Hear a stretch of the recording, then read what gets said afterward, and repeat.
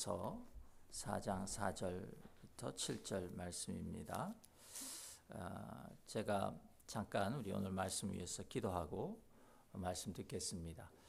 하나님 감사합니다. 오늘도 우리에게 하나님의 귀한 말씀을 주셔서 먹게 하시니 감사합니다. 이 말씀 먹고 하나님 우리의 영혼이 강건하여지게 하옵소서. 이 말씀을 통하여 우리의 삶이 하나님께서 예수 그리스도를 통하여 우리에게 주신 그 자유함으로 나아가게 하옵소서. 하나님 그래서 우리의 삶이 하나님 어느 것에도 묶이지 않고 오직 하나님의 영에만 묶여 마음껏 자유롭게 이 세상을 섬기며 그렇게 살아가는 놀라운 저희들의 삶 되게 하여 주옵소서.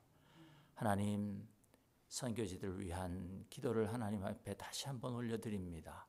우리 미얀마에 하나님 이제 장성 선교사님 그 유레카 학원에 많은 학생들을 다시 보내주셔서 아버지 기뻐하며 즐거워하며 그 영혼들을 섬기게 하시니 감사합니다.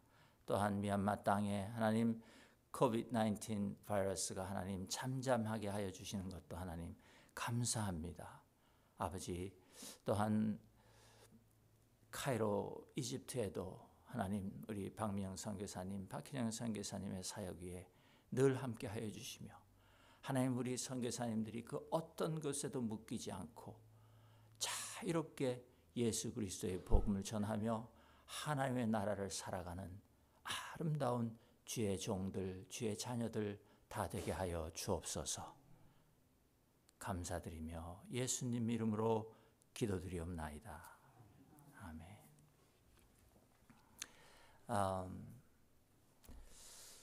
오늘 설교의 제목이 삶은 감자는 무엇에 찍어 먹어야 하나입니다.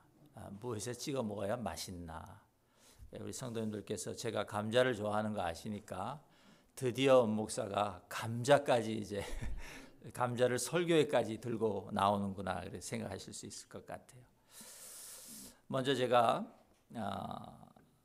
재밌는 말씀 하나 우리 함께 드리고 그렇게 성경 읽기 원합니다. 결혼한 지 얼마 안 된 신혼 부부가 있었습니다. 그 부부가 이혼 법정에 서게 되었습니다. 판사가 두 사람에게 그 이혼을 결심하게 된 경위를 말해보라 하니까 그 경위가 이랬습니다. 아내는 전라도가 고향이고 남편은 경상도가 고향이었는데 결혼해서 알콩달콩 잘 살고 있었습니다. 어느 날 저녁에 배가 출출할 쯤이 되었을 때에 아내가 감자를 삶아서 이제 내왔습니다. 그러니까 남편이 그 감자를 무심코 옆에 있는 소금에 찍어서 한 입 베어 물어 먹었습니다. 그런데 그게 소금이 아니고 설탕이었습니다. 이 남편이 성을 내면서 아니 무슨 감자를 설탕에 찍어 먹느냐고, 우리 경상도에서는 소금을 찍어 먹는다고. 그랬더니 그 말을 듣고 이 아내가 그냥 조용히 그 소금을 갖다 주면 될 텐데, 제가 지금 소금이라 그랬죠? 예.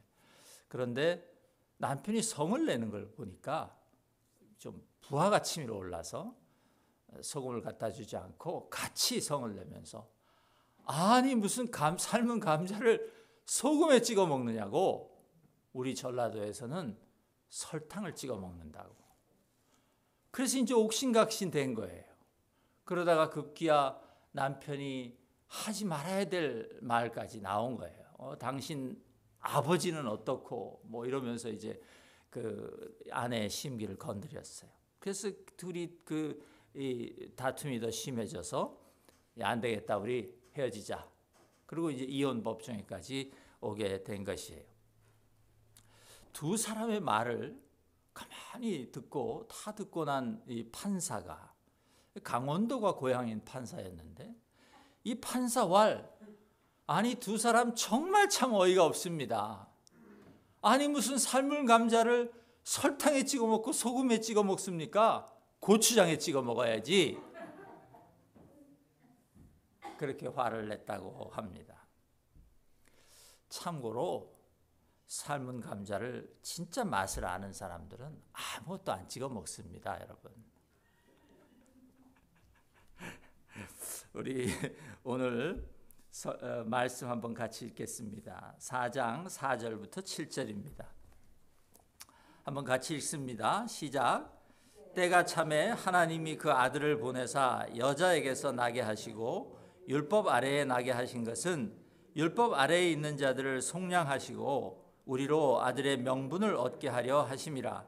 너희가 아들이므로 하나님이 그 아들의 영을 우리 마음 가운데 보내사 아빠 아버지라 부르게 하셨느니라. 그러므로 네가 이후로는 종이 아니요 아들이니 아들이면 하나님으로 말미암아 유업을 받을 자니라. 예, 아멘. 예, 좀 전에 재밌다고 웃어주신 성도님들 감사합니다. 저는 아무도 안 웃으시면 어떡하나 그랬습니다. 여러분, 같은 감자를 먹는데 왜 어떤 사람은 설탕에 찍어 먹어야 맛있고 어떤 사람은 소금에 찍어 먹어야 맛있을까요?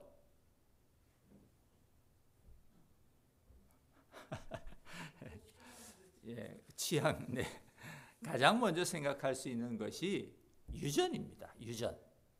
네. 부모로부터 물려받는 것이죠. 여러분, 우리가 부모로부터 얼마나 많은 것을 물려받는지 아십니까? 신체적 특징도 물려받고요. 우리가 우리 눈의 색깔, 목소리, 머리카락 이런 거 다 물려받습니다. 발가락 모양도 물려받는다고 합니다.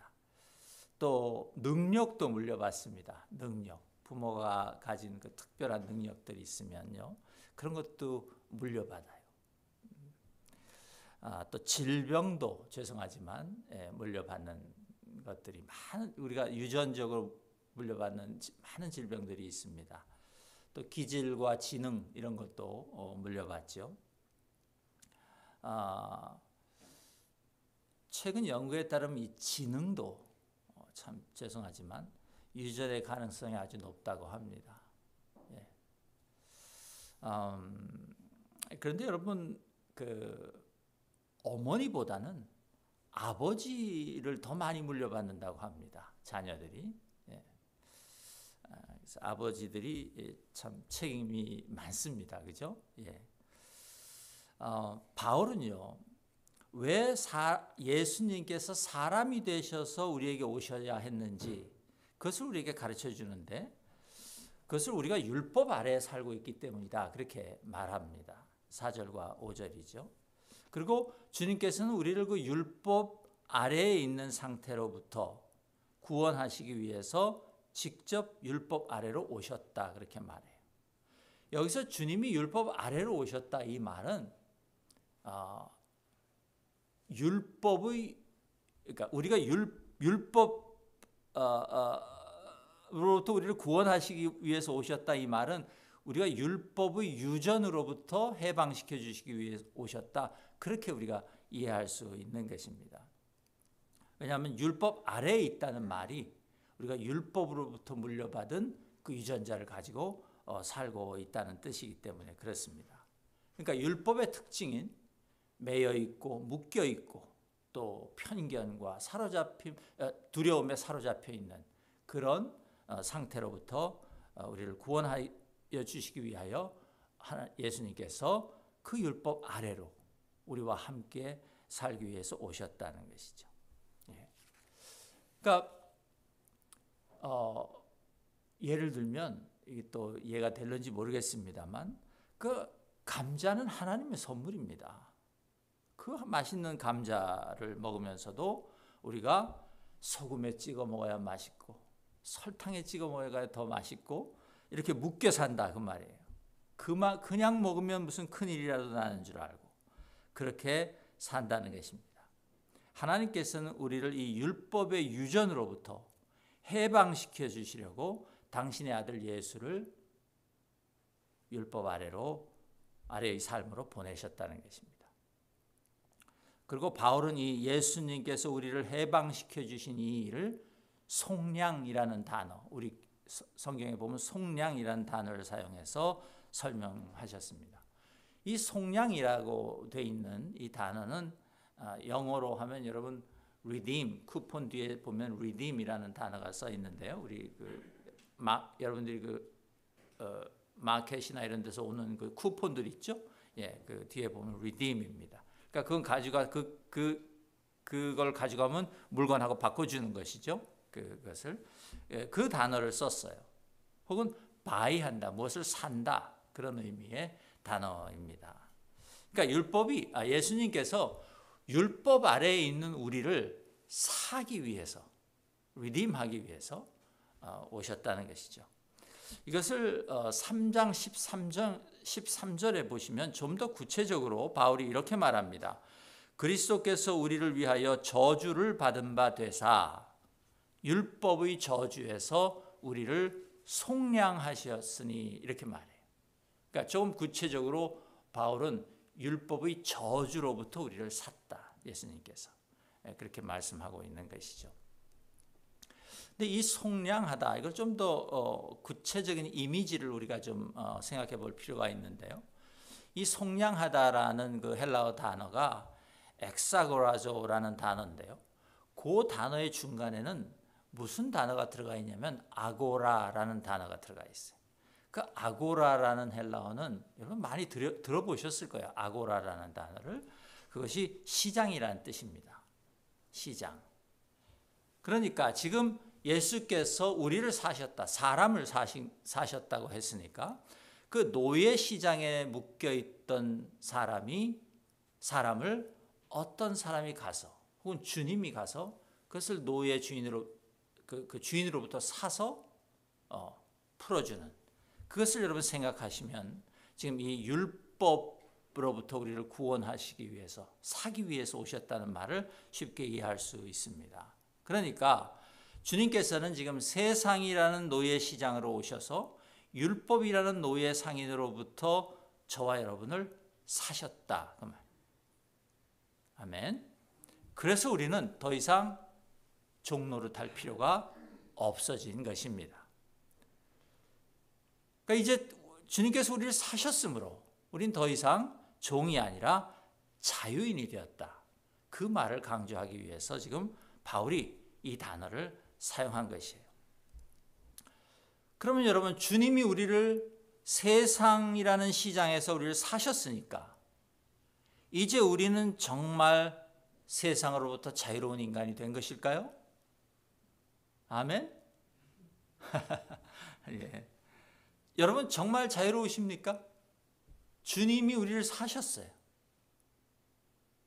세상으로부터. 그 세상은 우리와 전혀 상관이 없는 그런 존재가 되었어요. 우리가. 그러면 이제 여러분은 정말 자유로우십니까? 세상으로부터. 성경은 그것만으로 안 된다 그렇게 말합니다. 바울이 오늘 그렇게 말해요. 바울은요, 예수님께서 우리를 사신 일은 단순히 우리가 세상의 종로로 하는 것으로부터 풀려나는 것에 그치는 것이 아니다. 그렇게 이어지는 성경 구절들에서 말합니다. 아직 하나님께서 사람이 되셔서 율법 아래로 오셨던 그 일의 진짜 목적이 남아있다. 그렇게 말하는 것이. 그것이 뭐냐면 바로 우리에게 하나님의 아들의 자격을 주시는 것이다. 그렇게 바울이 말합니다. 그러니까 우리를 노예 상인으로부터 사서 율법으로부터 사셔서 그것에 그치는 것이 아니라 우리를 하나님의 아들이 되게 하시는 것. 그것이 예수님께서 오신 목적이다. 그렇게 말하고 있는 것이. 그것이 우리를 구원하신 목적입니다. 5절에 보면 그렇게 되어 있죠. 우리로 아들의 명분을 얻게 하려 하심이라. 여기서 이 명분이라는 단어가 자격이라고 바꾸셔도 됩니다. 우리를 하나님의 아들, 하나님의 딸이 되게 하시려고 스스로 예수 그리스도께서 인간이 되어서 오셨다. 그 말이에요. 여러분, 그럼 우리가 하나님의 아들이 되고 즉 하나님의 자녀가 된다는 것이 무슨 의미를 가지는가? 한번 여러분 생각해 보기 원합니다. 다시 아까 그 노예 시장의 이미지를 여러분 생각해 보시기 바랍니다. 노예로 묶여서 시장에 나와 있는 한 사람을 사서 자유로운 인간으로 풀어주셨습니다. 그 일이 얼마나 아름답고 고귀한 일인지 몰라요. 그 풀려난 종에게는, 노예에게는 정말 은혜로운 일입니다. 그것보다 은혜로운 일이 없을 것이에요. 그런데 여러분, 노예 시장에서 이제 한 주인으로부터 이제 풀려났어요. 샀어요. 그리고 주님께서 자, 이제 네가 마음대로 살아라. 그리고 내보내면 그 사람이 다시는 종의 굴레를 쓰지 않고 자유롭게 살 수 있을까요? 그 개런티가 있을까요? 그렇지 않다는 것이. 풀려나는 것만으로 현재 나를 얽매고 있는 그 노예의 상태로부터 내가 풀려나는 것만으로 내가 자유로운 인간이 될 수 없다는 것입니다. 그 종은 다시 또 세상을 방황하다가 또 다른 법의 노예가 될 것이 자명합니다. 유대인들이 유대교의 율법에서 해방되기만 하면 자유로워질까요? 아닙니다, 여러분. 갈라디아 교회에는 많은 유대인 성도들이 함께 있었습니다. 그럼 그들이 율법에서 벗어났다는 것만으로 그들이 하나님의 자유를 느끼며 예수 그리스도의 자유를 알며 그렇게 살 수 있었을까 하는 것이에요. 그렇지 않다는 것이에요. 그들이 그냥 해방된 상태로 놔두면 그들은 또 다른 곳에 가서 종노릇을 하고 살 것입니다. 세상에는 유사한 그런 법들이 얼마나 우리를 종으로 삼으려고 많이 기다리고 있는지 모릅니다. 지난주에 말씀드린 대로 경제적인 안전함이라는 율법, 또 베드로가 빠졌던 그런 두려움, 그런 것들이 우리를 기다리고 있는 것이죠. 지금도 마찬가지입니다, 여러분. 우리가 한 가지 법이나 또 어떤 죄에서 벗어난다고 해서 참 자유인이 될 수 있느냐? 우리는 신앙의 경험으로 그렇지 않다는 것을 잘 알고 있습니다. 예수 그리스도를 처음 만나서 나의 죄를 회개하고 좀 믿음으로 구원을 얻었지만, 그러나 그날 이후로 내 삶이 모든 죄에서 완전히 벗어난 것은 아닙니다. 그래서 우리가 우리의 신앙의, 우리 삶의 경험으로 잘 알고 있어요.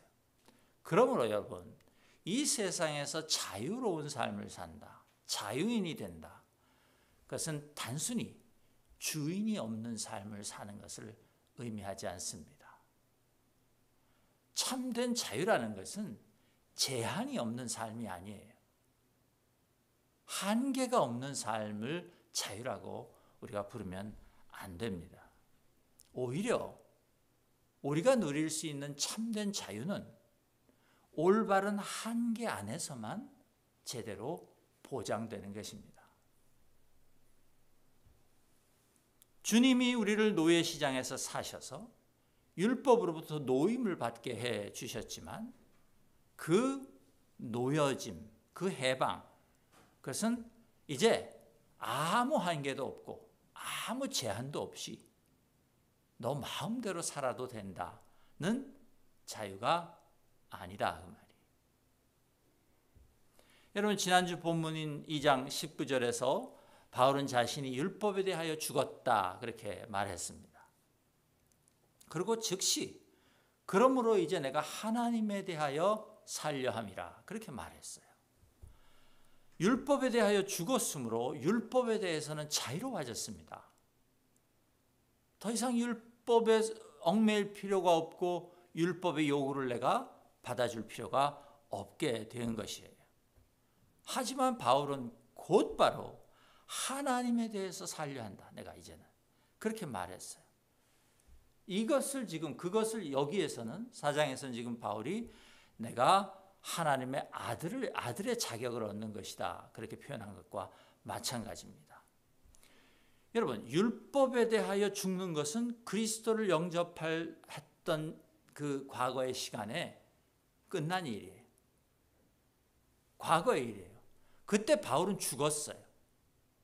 자기 죽었다고 얘기했어요. 하지만 그 후 바울이 하나님에 대하여 살아가는 일은 아직 완성된 일이 아닙니다. 하나님에 대하여 사는 삶이라는 것은 그러므로 우리에게 또 바울에게 가능성의 영역으로 주어진 것이에요. 이 가능성의 영역이 바로 바울이 하나님의 아들로서 가진 한계인 것이고 우리가 하나님의 아들과 딸로서 살아가는 데 있어서도 우리의 자유를 위한 올바른 한계인 것이에요.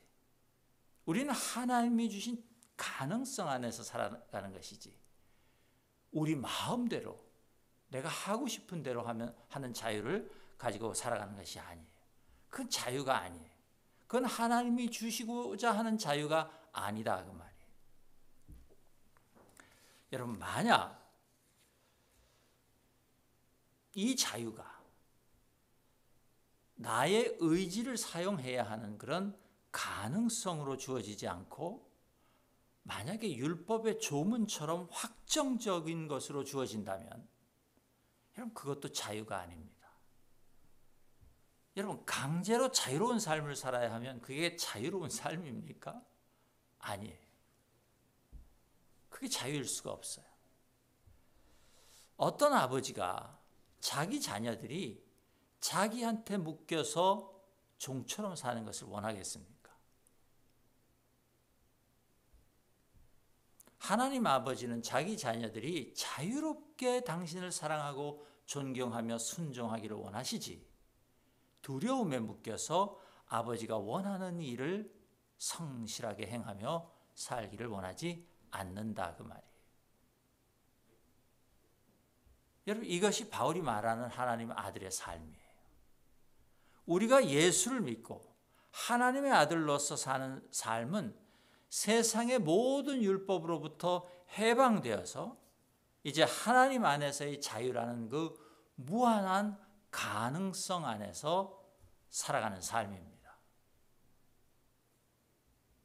제가 왜 이것을 가능성이라고 강조하는지 오늘 설교를 통해서 여러분들과 한번 나눠보기를 원합니다. 여러분 우리가 율법 아래 살 때는요. 노예 시장에 묶여있는 그 노예처럼 자유의 가능성이 아예 없는 삶을 살았습니다. 노예라는 것은 그 자유의 가능성이 박탈당한 삶이에요. 하지만 예수께서 이제 우리를 사신바 되어서 하나님의 자녀가 되었으므로 우리에게는 자유라는 가능성이 활짝 열려 있다는 말입니다. 그것이 예수께서 우리에게 해주신 일이에요. 또 감자 얘기를 좀 하겠습니다. 여러분 우리는 오랜 세월 감자를 소금에 찍어 먹고 살았다 할지라도 만약 아내가 설탕에 찍어 먹는 것이 더 맛있다 하면 나도 그걸 더 맛있다고 느낄 수 있는 자유가 있다 그 말이에요. 아멘.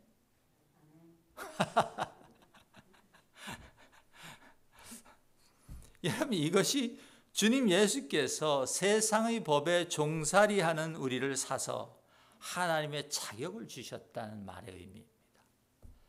그것이 하나님의 아들이 인간이 되셔서 율법 아래 이 세상으로 오신 궁극적인 목적이기도 한 것입니다. 여러분 이제 제가 묻겠습니다. 여러분은 하나님의 아드님, 따님들이 맞습니까? 네, 굉장히 자신 없게 아멘 그렇게 하시는데 여러분 우리가 하나님의 아들, 하나님의 딸들이 맞습니까? 아멘. 예, 맞습니다. 그럼 그 증거가 뭡니까? 우리가 하나님의 아들이고 하나님의 딸이다. 그 증거가 뭐예요, 여러분? 오늘 성경에 그 증거가 나와 있습니다. 그 증거는 바로 우리가 하나님을 아바, 아버지라고 부를 수 있게 된 것이다. 그렇게 사도 바울이 말해요. 내가 아빠, 아버지라고 부르는 사람이 내 아버지라는 것이죠. 너무 당연한 말 아니겠습니까? 그러므로 하나님을 아버지라고 부르는 우리 안에는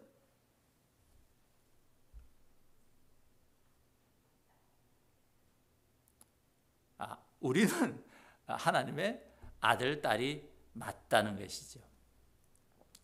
그리고 하나님을 아버지라고 부르는 우리 안에는 예수님의 영이 계신다고 말하고 있고, 그것 때문에 우리는 더 이상 종이 아니라 아들이다. 그렇게 사도 바울이 설파합니다. 그리고 아들이면 당연히 아버지의 상속자가 된다. 그렇게 말해요. 7절에 보니까 그러므로 네가 이후로는 종이 아니요 아들이니 아들이면 하나님으로 말미암아 유업을 받을 자니라. 유업을 받는다는 것은 상속자가 된다는 것이죠. 당연한 일입니다. 상속자가 되었으므로 유업을 받는 것이에요. 아들이 되었으므로 그 일들이 일어나는 것이죠. 우리 성경 7절은 유업을 받을 자니라. 그래서 그 유업을 받는 일이 마치 미래에 일어나는 어떤 일인 뉘앙스를 우리가 느낄 수도 있는데요. 그렇지 않습니다. 원어를 직역하면 너희는 하나님께서 세우신 상속자이다. 그냥 그렇게 번역할 수 있습니다. 다시 말해서 이미 상속자가 되었다. 그런 말이에요. 그러면 여러분, 하나님의 상속자, 유업을 받은 자가 되었다는 말은 무슨 뜻인가? 또 우리가 질문해 볼 수 있습니다. 다시 질문을 바꾸면 우리는 하나님으로부터 무엇을 받았는가 하는 것이죠. 우리는 무엇을 하나님으로부터 받았는가? 바울에 의하면 아까 제가 설명드린 것처럼 우리는 예수 그리스도 안에 있는 자유를 우리 삶의 가능성으로 받았습니다. 예수님이 가지고 사셨던 그 자유로운 삶을 우리 삶에도 살아낼 수 있는 그 가능성으로 우리가 그것을 받았다는 것이에요. 그것이 우리가 받은 유업이며 상속입니다. 여러분 이렇게 한번 생각해 보십시오. 여러분이 각자 육신의 아버지로부터 받은 것 중에 가장 본질적인 것이 무엇일까요? 우린 다 육신의 아버지로부터 무엇을 받았습니다. 받아서 가지고 있습니다. 가장 본질적인 게 무엇입니까? 유전자예요. 그 유전자를 통해서 우리는 아버지의 것을 받았어요. 그것이 가장 본질적인 것이에요. 유전자는 아버지가 돌아가시면 우리가 받는 것이 아니에요. 유전자는 우리가 태어날 때 받는 것이에요. 우리가 만들어질 때 받는 것이다. 그 말이에요. 그렇습니까? 그것이 우리가 아버지로부터 그 아버지의 아들과 딸로 태어날 때 받아서 평생을 살아가지고 사는 것이고, 그것이 우리가 육신의 아버지로부터 받는 최초의 유업이에요. 최초의 상속이에요. 아까 말씀드린 유전되는 것들, 그런 것들이에요. 그래서 그 유전자는 여러분들 삶에서 지속적으로 지대한 영향을 미치는 것입니다. 이와 같이 이것처럼 성령은 우리 안에 있는 하나님의 유전자입니다. 여러분 이것을 아셔야 해요. 여러분 우리는 예수 그리스도를 믿는 따라가는 삶을 사다가 나중에 우리가 죽을 때 하나님의 유전을 받는 것이 아니에요. 우리가 예수 그리스도를 처음 믿으면 우리는 거듭난다고 말합니다. 새로운 사람으로 다시 태어난다는 말이죠. 그러므로 그때 우리는 성령을 받는 것입니다. 아멘. 그리고 이 성령의 특징을 바울은 자유함이다. 그렇게 갈라디아서에서 지금 우리에게 설파하고 있습니다. 그러므로 이것을 제가 조금 다른 말로 표현하면, 즉 하나님의 영, 하나님의 유전자를 이미 받은 우리가 예수를 믿고 구원받아서 이미 유업으로 가지고 있는, 그것을 제가 조금 다른 말로 표현하면, 아까 가능성이라는 말과 합쳐서 제가 여러분들에게 표현하면, 주님처럼 예수님처럼 자유로운 삶을 살고 싶은 거룩한 욕망이다. 그렇게 말할 수 있습니다. 성령이 우리에게 하나님의 유전자로 우리에게 오셨고 그 성령의 특징이 자유함이라면 우리는 그 자유함을 지금 온전하게 누리지는 못하지만 그러나 그 주님처럼 나도 자유로운 삶을 살고 싶은 거룩한 욕망이 우리 안에 있다 그 말이에요.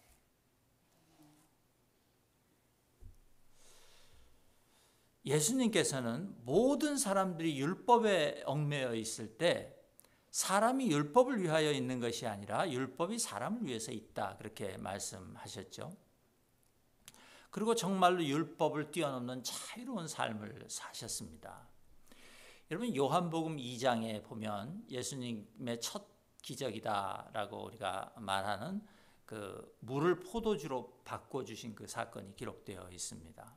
이 사건이 가만히 들여다보면 예수님께서 얼마나 자유로우셨는가 하는 것을 우리가 알 수 있습니다. 예수님께서 어머니 마리아가 와서 이제 그 결혼 잔치에 그 포도주가 다 떨어졌다 그렇게 말씀하셨습니다. 여러분 다 아시는 것처럼 포도주가 떨어진 일은 재난입니다. 그 결혼 잔치에 포도주가 떨어진 일은 재난이에요. 뭐 그것을 지금 제가 설명드리지는 않겠습니다만 문화적으로 사회적으로 그 결혼 잔치를 치르고 있는 집에는 지금 재앙이 닥친 것이죠. 큰 일이 일어난 것이에요. 그러자 어머니께서 예수의 어머니께서 예수에게 와서 포도주가 다 떨어졌다 그렇게 하고 가셨습니다. 근데 그때에 그 사건에 보면 기록에 보면 예수님께서 무슨 말을 하시냐면 그 어머니에게 내 시간이 아직 이르지 않았습니다. 그렇게 말씀하세요.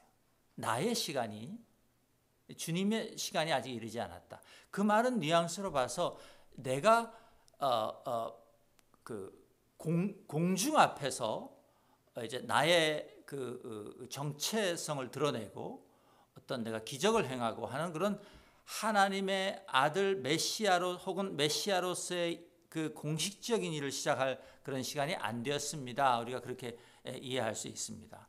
그러니까 다시 말해서 예수님은 그 어머니의 부탁이 당황스러웠던 것이에요. 본인이 거기서 그 일을 할 마음이 없으셨던 것이죠. 그런데 결과는 어떻습니까? 주님께서 어머니의 부탁을 거절하지 않으시고 그 당신이 초대받아서 당신도 지금 함께 참여하고 있는 그 잔치에 포도주를 그것도 가장 좋은 포도주를 제공해 주심으로 말미암아 그 결혼잔치가 끝까지 기쁨과 즐거움과 행복 속에서 마무리될 수 있게 해주셨습니다. 다시 말해서 주님은 세상의 모든 율법뿐만 아니라 하나님의 아들로서 메시아로서 당신 앞에 놓여있는 그 스케줄까지도 하나님의 은혜를 위해서는 변경할 수 있는 그런 자유함을 누리며 사셨다 그 말입니다. 아멘. 그 결혼잔치를 구원해 주시기 위하여 예수님은 메시아로서의 자기의 스케줄까지도 변경하실 수 있었다 그 말이에요.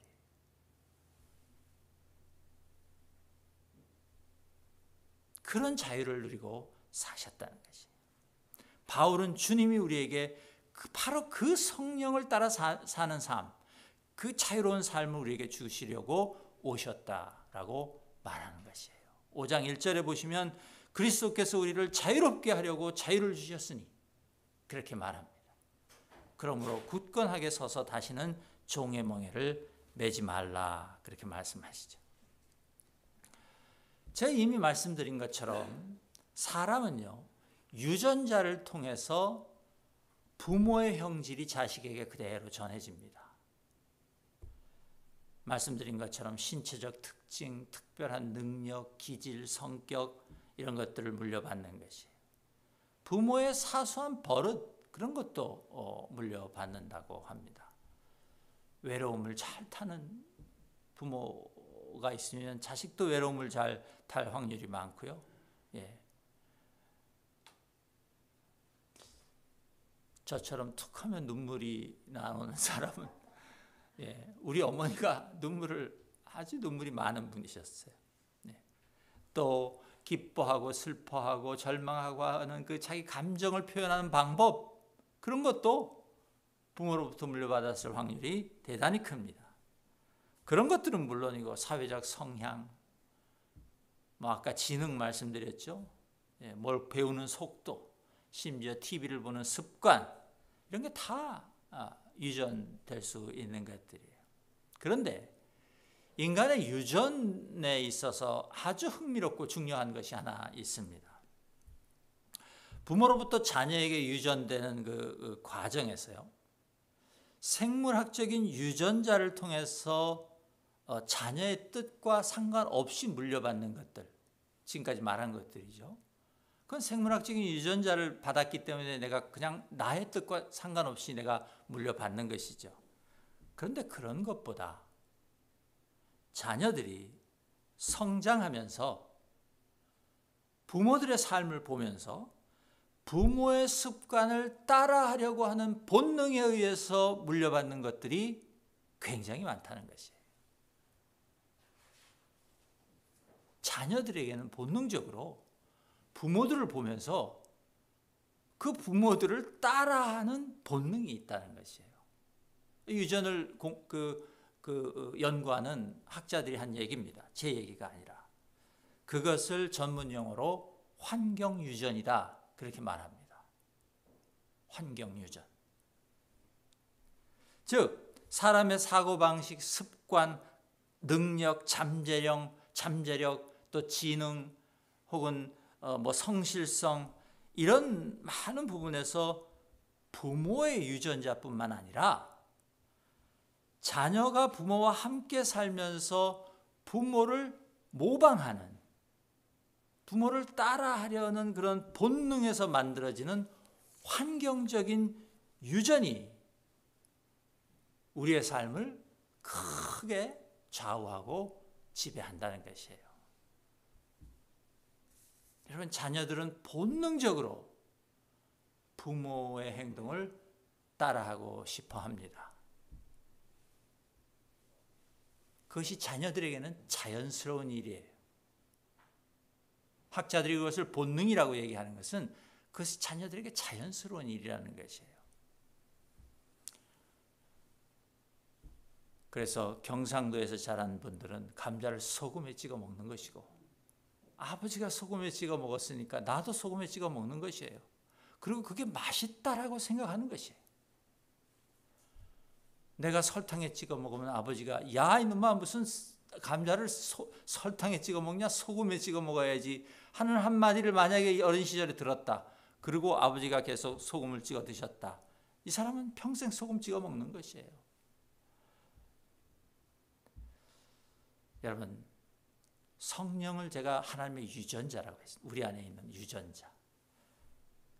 그러므로 성령은 우리 안에 계시면서 우리의 마음이 하나님이 좋아하시는 일에 기울어지도록 해줍니다. 그것이 성령이 하시는 일이에요. 우리가 그 어떤 것보다 예수 그리스도를 닮아가는 일에 흥미를 느끼게 해줘요. 여러분, 그것이 성령이 하시는 일이에요. 세상의 법에 얽매이는 그 안전한 삶보다 하나님의 자유하심을 따라서 선한 일에 도전하고 의를 위하여 위험을 감수하는 삶을 택하도록 성령이 우리 안에서 우리를 이끌어 주신다, 그 말이에요. 도저히 용서할 수 없는 사람을 용서하는 것도 바로 그 우리 안에 있는 성령의 자유함 때문이고, 억울하고 분해도 내가 스스로 복수하지 않고 하나님의 심판에 맡길 수 있는 것도 예수 그리스도를 닮아가려는 우리 안에 있는 성령의 일이다, 그 말입니다. 아멘. 그 하나님의 유전자가 우리 안에 있기 때문이에요.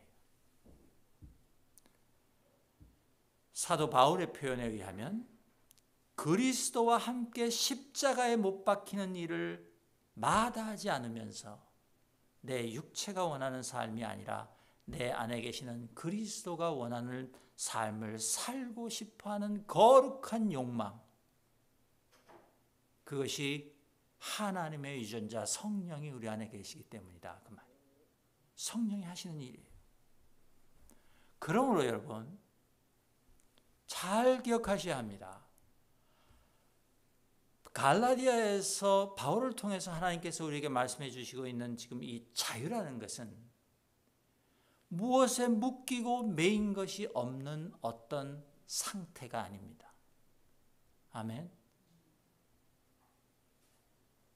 아무것도 우리를 묶고 있는 것이 없고 아무것도 우리를 매고 있는 것이 없는 그런 상태, 그게 아니라 그 말이에요.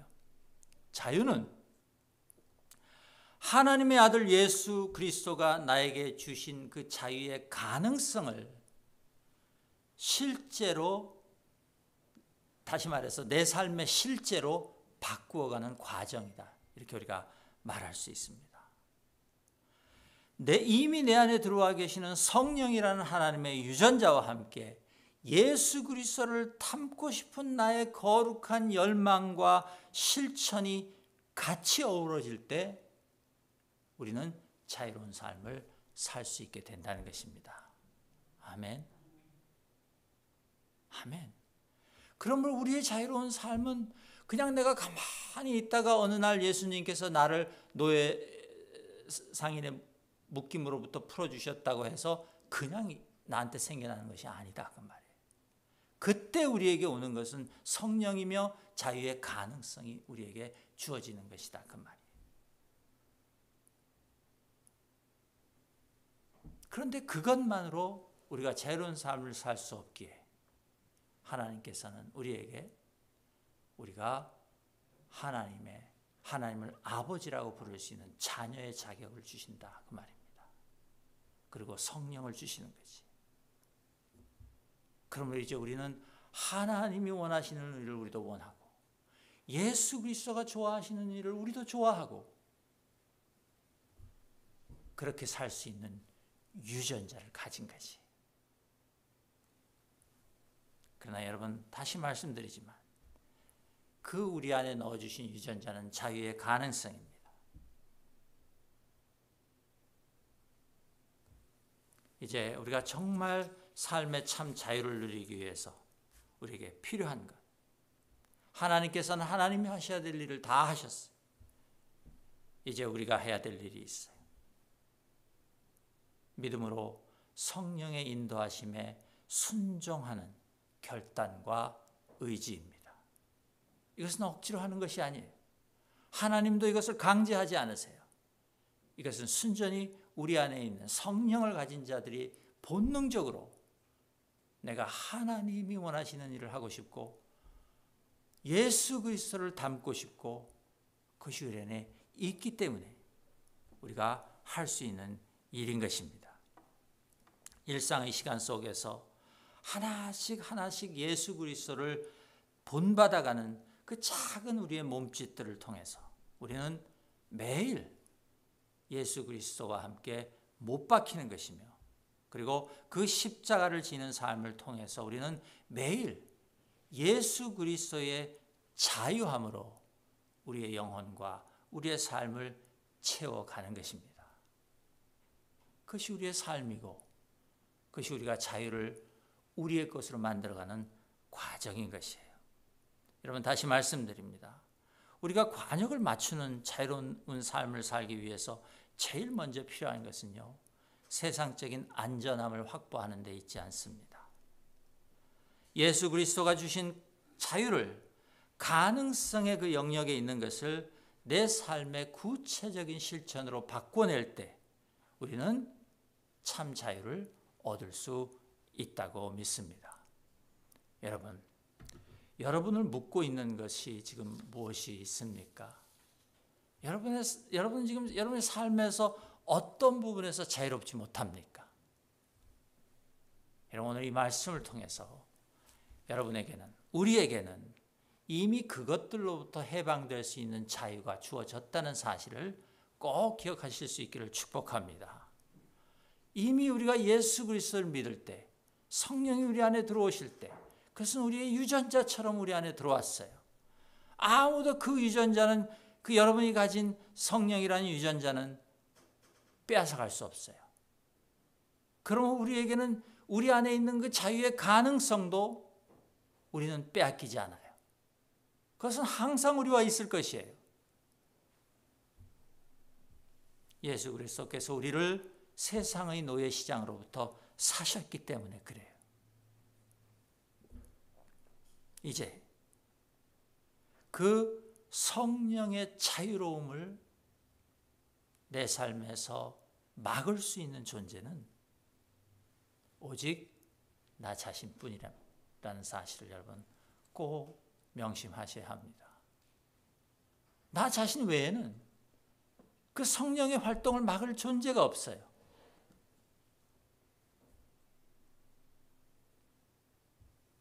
내가 결정해야 하는 것이, 내가 계속 종의 멍에를 지고 살 것인가, 아니면 성령과 함께 하나님 아들의 그 자유함을 누리며 살 것인가. 여러분,